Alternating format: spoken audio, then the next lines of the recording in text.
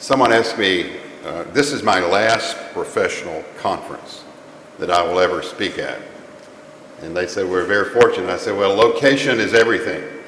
With a PhD in medieval English history and the discovery of Richard III, who could pass this up? I want to talk about a project that we've been engaged in at Pitt for the last year or two around altmetrics and how that might relate to ETDs. But first I want to just give you a sense of scholarly communication at Pitt.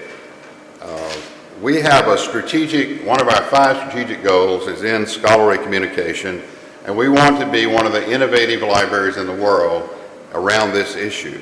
We have just recently passed a mandate for our faculty to publish in open access. More on that if you want to know about it later. We are a major publisher now as a library. This is a new trend in the world. We are a publisher of 40 open access journals. We're a host for another 100 that we don't claim as our published journals because the quality is not quite there. We have a very rigorous process to judge what we will consider published by us. We have many open repositories, going back almost 20 years. We have an institutional repository that contains our ETDs as well. And we are developing new kinds of faculty services around altmetrics, bibliometrics, profiling systems, and so forth as we speak. So altmetrics, I don't think I need to define for this audience what altmetrics is, but it's just another way of measuring the impact of scholarship and the impact of scholars by using non-traditional measures. Plum Analytics, the company that we use, that we partnered with in their development, uses the term allmetrics instead of altmetrics because they do measure traditional citation counts of published material, but they also include social media and other types as well.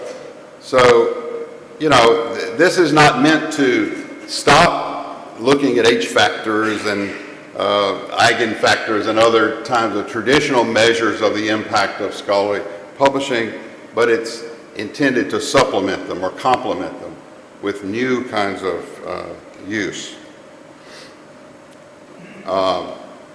It looks at online behavior much broader than just scholarly citation literature. And it's much more immediate in its impact.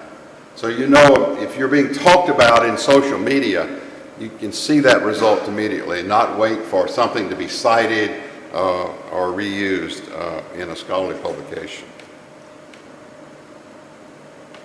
So we think it has potential for scholars to show how they are being discovered in ways that they may not even be aware of. And of course, for early researchers like PhD students, it's a chance to get better known more quickly in blog posts, in publicizing their work on Facebook or Mendeley or any other kinds of sources like that.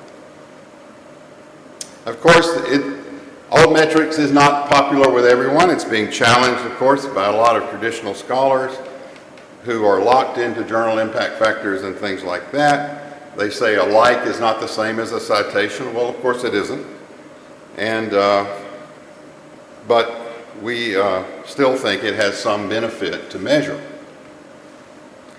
And the benefits are that you're looking at quicker, more robust, more interesting use. It can show impact quicker than typically a citation count would show, and it can actually have some ideological importance. And what I mean by ideological importance, it can help break down the lock that commercial publishing, ProQuest excluded from that analysis, has on scholarly communication.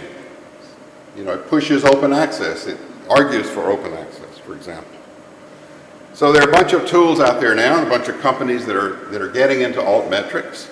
The one on the top left is the symbol for Plum Analytics, which has now been bought by EBSCO, so it's getting an infusion of cash that they need and support. There's also altmetric, impact story, and the Public Library of Science has its own kind of measurement within it. We did a pilot project with Plum, which was interesting because we took 35 faculty members, put all of their publications, all their profile into Plum system, and then, as you say, plumbed the data from that, and shared it back with those researchers, and then got their reactions to it. It's kind of interesting. About half of them loved it, half of them hated it. The half that loved it were the younger faculty on our campus. The ones that saw no value at all were probably over 60 at the ends of their careers and just didn't want to deal with it. But you can see, here's an example.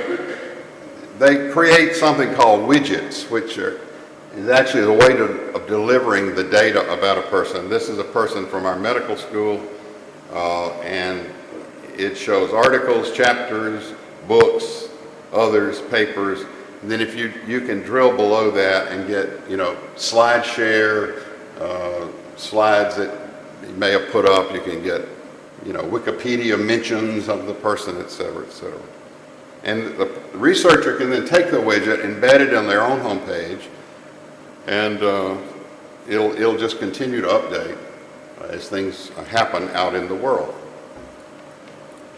There are also article level widgets, which I like, and we have embedded article level widgets.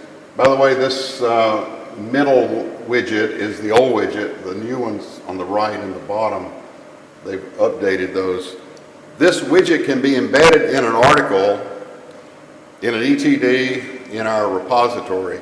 So all of those, everything in our repository, which is about 15,000 objects, have these widgets now embedded in them, including all of our dissertations.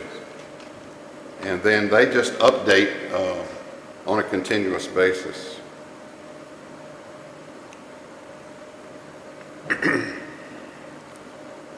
Well, I think that's so. So there are lots of new terms being used: usage, captures, mentions, social media, citations, artifacts, and this is a whole new vocabulary for us to get our hands around in scholarly communication. What does this mean? And each company that does altmetrics will have a slightly different definition of that. This is a current list from the Plum Analytics website, which you can go to and see how they define and what they measure. I think there are 37 elements now that they are measuring, and that's growing all the time. Some publishers aren't very keen on having Plum have access to their data, so like Google Scholar is not particularly fond of plumbing their data, so they're not cooperating yet, but I think it's a growing trend. So in the interest of time, I'm just going to jump right into some examples for you of how this affects particularly, and I'm going to start with one that's not a dissertation. This woman, Heather Piwawar, was a doctoral student at the University of Pittsburgh. This is, she is a rising star in informatics world. And this particular article is in the Public Library of Science, and we link automatically or download automatically any PLOS articles by Pitt affiliates, put them in our repository. So then we have usage data from within the repository as well as from PLOS. But this is an interesting title for librarians. It's Who Shares, Who Doesn't? Factors Associated with Openly Archiving Raw Research Data. I think it's a must-read for all of us because we're all grappling with this issue of data, what to do about data research within our universities. And this is the use that has gotten with our Plum analytic.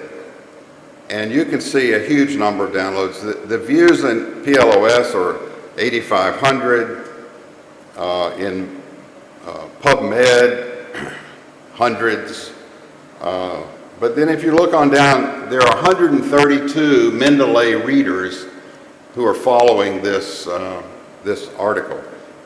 There are 2,800 Facebook comments about this article.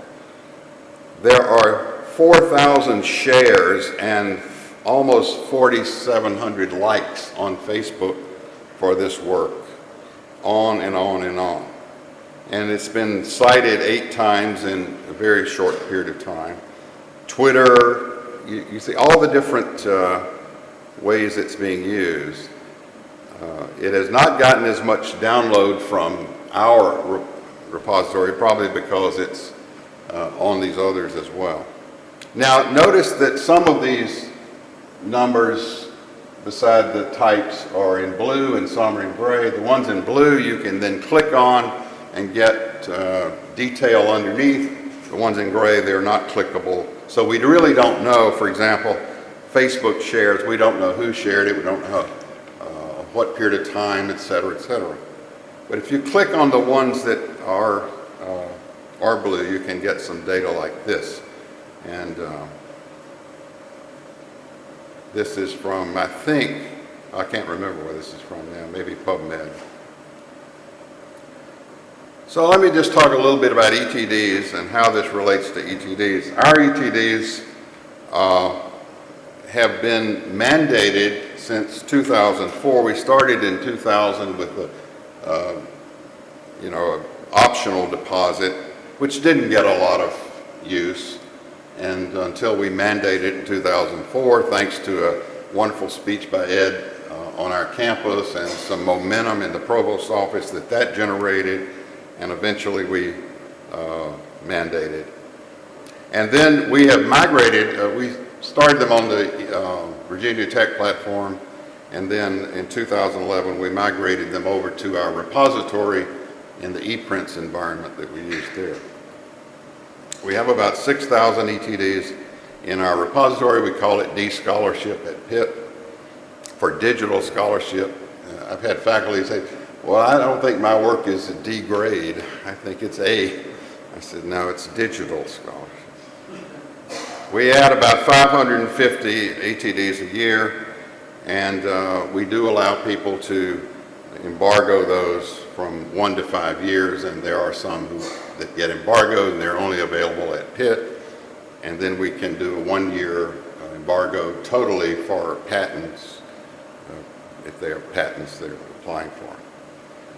But all of this is open access, and that's what we're encouraging.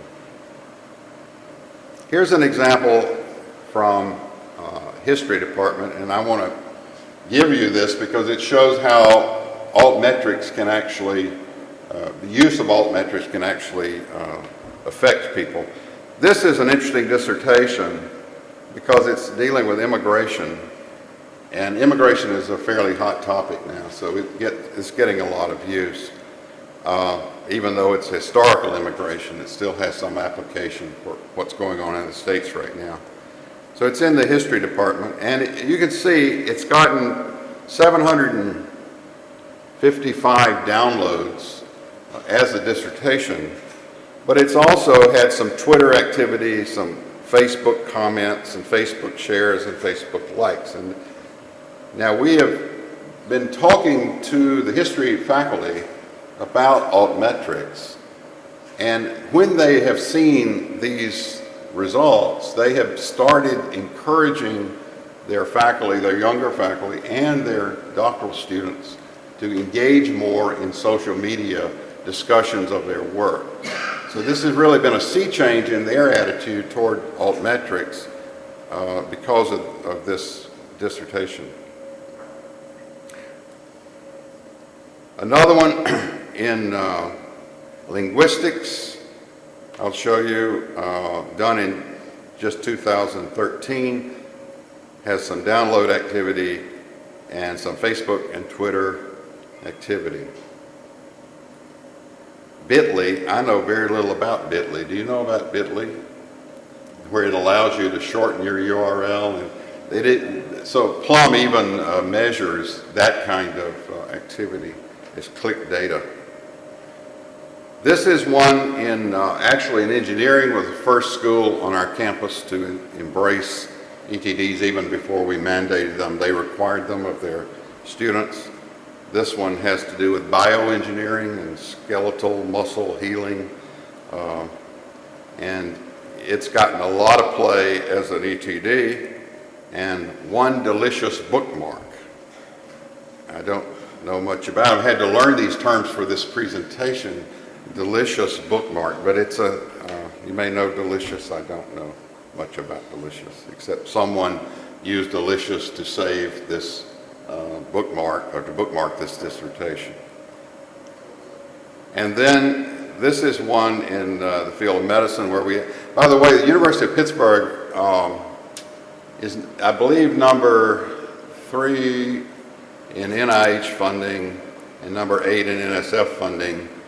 And so we get about $800 million a year in federal research dollars. So there's a huge amount of research going on, and a lot of it's in medicine, or around medicine, because that's like the driver at Pitt. And so I think we have 3,000 NIH grants a year, generating 8,000 or 9,000, 10,000 journal articles a year.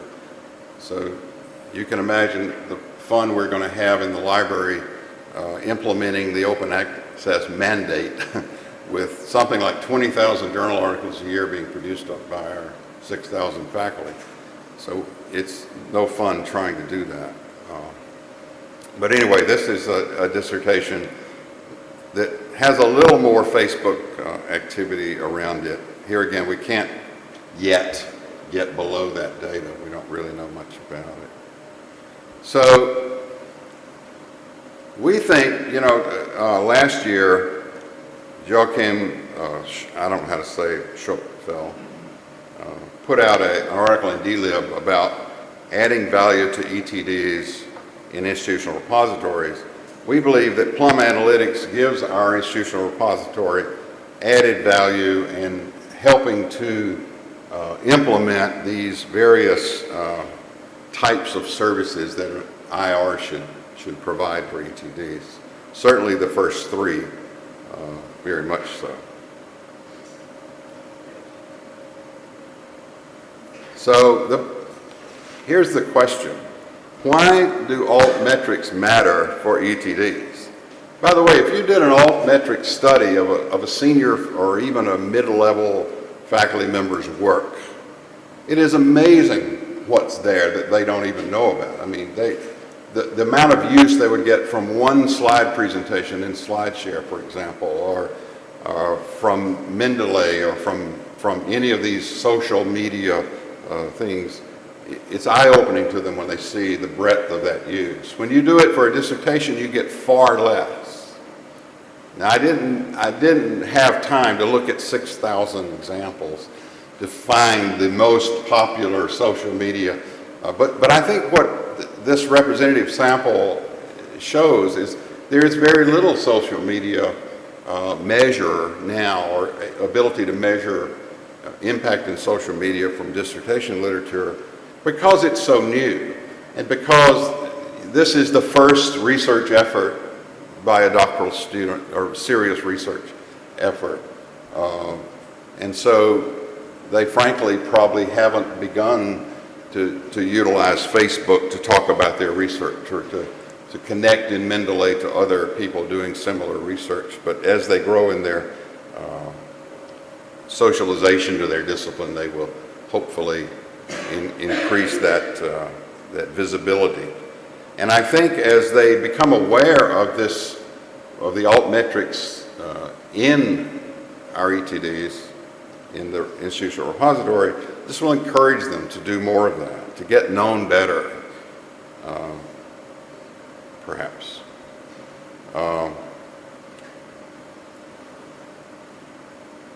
It certainly has allowed us to open conversations with doctoral students and with departments and with faculty members. The altmetrics discussion leads to discussions of the value of open access, the value of placing things in the repository, the impact that a work can have outside of the scholarly world. In other words, the accessibility to the general population of the world. And of course, why should it matter to the doctoral student or the scholar? Well, you know, it takes time for your work to get known after it goes to a journal and to be published and to be cited and so forth. And so that impact is slow in coming. You know, that thing I want to show to my chair to get a promotion or a raise, you know, might take 2 years before it means anything. But in altmetrics, the research impact is happening now and immediate. And one of the actually growing services that we're providing now is we've hired a professional bibliometrician, I guess you should say, to start a whole service around helping faculty better describe their work in the context of altmetrics as well as traditional measures, but to help them understand how that can be described in a promotion dossier or a request for salary increase or tenure, all important tenure, how to describe that impact. And we're getting a lot of interest in that among younger faculty, of course. And I think it helps them, in the end, build their reputation and broaden their reputation. Okay. Actually, I had 35 slides and I had 30 minutes, and I didn't think I could possibly finish on time, but I'm going to turn back 5 minutes, so that's a record for me. I usually tell enough stories to go over any time I'm given, so today I'm not. Thank you.